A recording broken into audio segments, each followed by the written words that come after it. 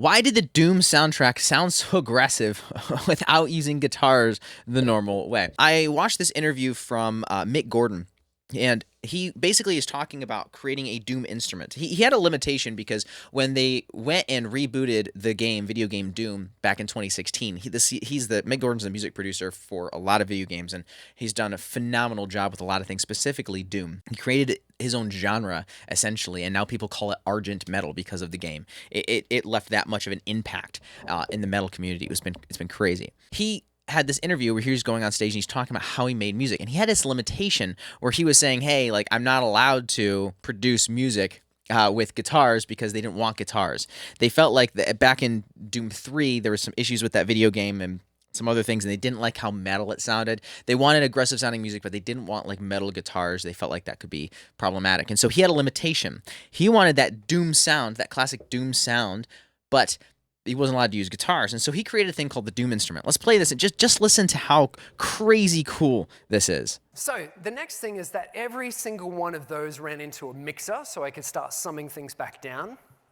That ran into an EQ and a compressor. The EQ wasn't really doing much. It was adding about 4 or 5 decibels down really low, about 30 to 60 hertz. And then we were adding about the same up about sort of 8 to 10, basically creating a nice sort of smiley face EQ. Nothing really amazing there. So he's got a bunch of these pedals that you can kind of see in this little graphic here.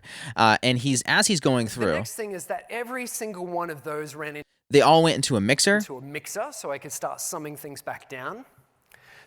And then that mixer went into an EQ and compressor. So he's got all of these pedals and everything that's going on here. And then he's using, essentially like what he's saying, the CPU, but he's using basically anything else but a guitar, and it's going through all of these pedals here.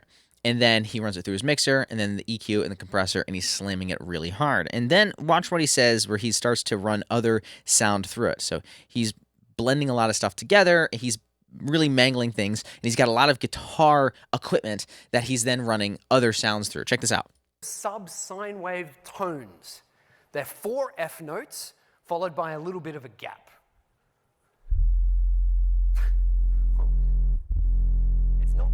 So he's running these sine wave tones that you can barely hear through that. But then as he's running it through all of that equipment, it starts to create this really interesting sound. And that's essentially what is being called the Doom instrument, which is mind-blowing. We're going to recreate some of this inside the DAW. I know it's not analog gear, but we're going to recreate some of this inside the DAW today just to have some fun with it. But listen to what it sounds like now. You can barely hear it, especially if you're on your phone. You're not going to hear this on your phone. But then once everything is run through all the pedals, and he's got the mixer on, the EQ, the compressor, and then is running into the DAW stereo input, just pressing record, this is what it sounds like now. Here again is that same subwoofer tone run through this array several times.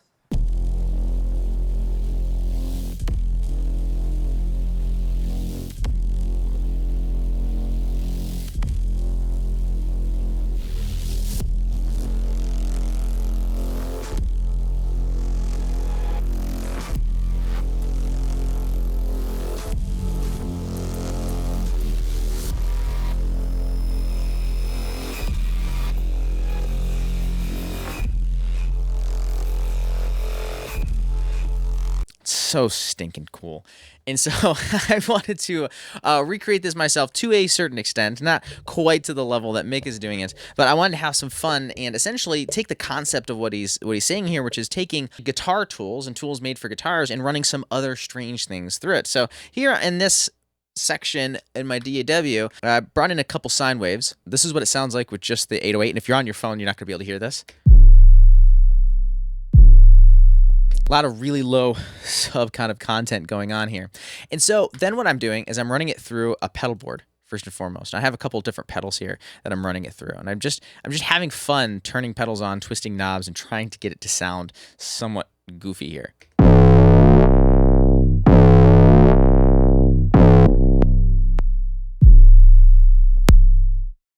I really liked the big fuzz. Added in another tube screamer style. Some more distortion and more distortion. You kind of hear that distortion opening up and changing because distortion is dynamic. It doesn't stay the same. Depending on how much signal you actually send through it will completely change the sound of the distortion overall. It's a non-linear type of thing. So if we have a signal that's kind of building up like this, right? It gets louder as time goes on. Then it's going to hit that drive a bit more. When you turn up the drive knob on top of a saturation plugin, for example, it's going to continue to add more saturation. Well, instead of just adding more drive with the drive knob, you could also just turn up the volume going in on the way in, right? And so in this case, it's actually going the opposite. It starts out strong, and then that attack, a decay, sustain, and release kind of dies out like this, right? And so as that attack hits, it's kind of smushing those transients down just a little bit with that saturation. And then it starts to slowly change the color of that sound over time. That's saturation. I'm not adjusting anything on the pedal side. I'm not moving things up or down or automating things up or down. It's just doing that all naturally. And so take a look at what it actually sounds like here inside of the DAW with just the pedals on by themselves.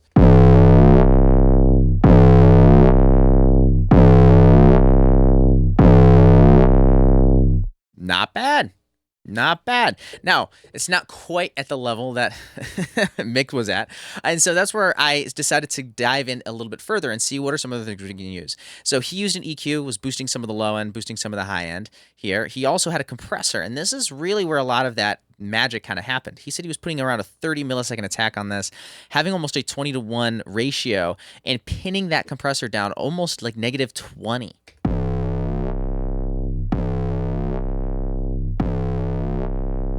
So you can kind of see that compressor lifting up. But as the compressor moves up, it's really taming that transient down, that loud part. But it starts to slowly bring it back up and bring up those overtones that are back here that were missing before. You could almost kind of hear it sounding like it's going wow, kind of like almost like an auto filter in a way. And it just sounds really cool. It's bringing up those overtones that's happening towards the end of that, because that's all of that distortion and saturation changes depending on the amount of signal going through. And you can see as the signal dies out, that compressor is then bringing some of that signal back up in there and pushing those overtones up even further.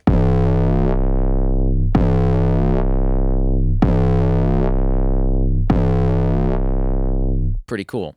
So now I wanted to add some width to this because there wasn't any width. I probably could add 2 separate 808s and kind of mess around with it, but I didn't want to mess around with too much of that, so I ended up just using Faturator and then using the stereo knob on this one. I know that this is going to completely phase out, totally get that, but it just sounds cool, and in that case, it's for something like this where we're just trying to get it to sound cool. I really, really like this, and so I'm using Faturator to add a little bit of width on this and more drive and fuzz. Without it, and with it. I really thought that was pretty cool. So I was testing this before and after the EQ and compressor.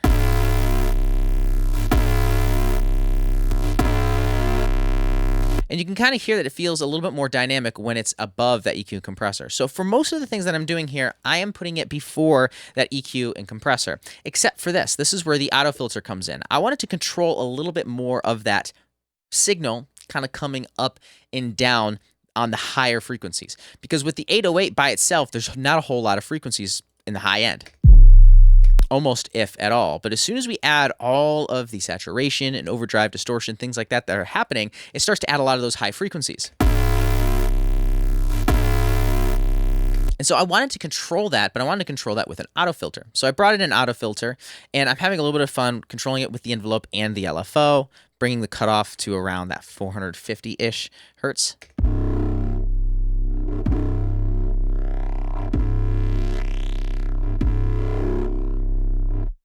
And then bringing that resonant up as well, so you can kind of hear that resonant sweep.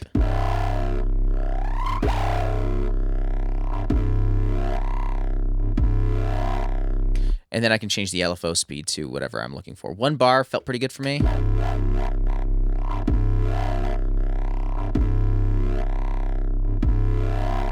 And then I brought the drive up on this section as well, which adds a decent amount of color.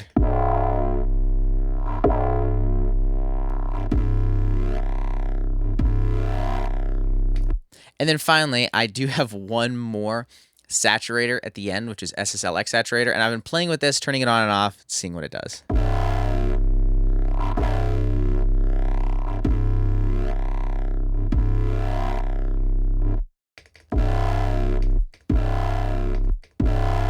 It's already so distorted to begin with that I'm not hearing that much of a difference with it. It does add a little bit more distortion overall, but man, this just sounds really cool. And so now I can either render this out and I can use this later on, or I can keep this chain and be able to kind of mangle some things and mess around with some things. One other thing that I was messing around with again was putting that auto filter before the EQ compressor. But in this case, I kind of wanted that to be controlled by that compressor. As that compressor is pushing things down and it being brought back up, it's really kind of locking that in a little bit more, and it was almost too dynamic before, and it just sounded a little bit off. But let's test that, put it behind, and then so I can kind of show you exactly what I'm talking about.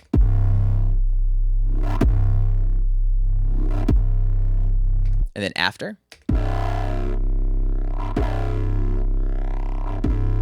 There's more movement on that auto filter when it's after the EQ compressor, but I do think it sounds a little bit more close to that Doom, quote unquote, Doom instruments when it's before the EQ compressor.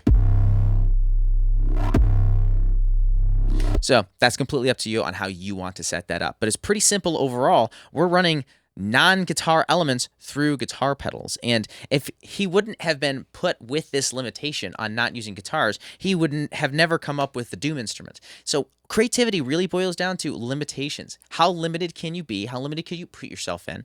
And see what kind of creative things that you can come up with when you are under those limitations. Especially in the world of DAWs, we have access to everything, anything that you could possibly want. Splice is literally integrated right inside of my DAW.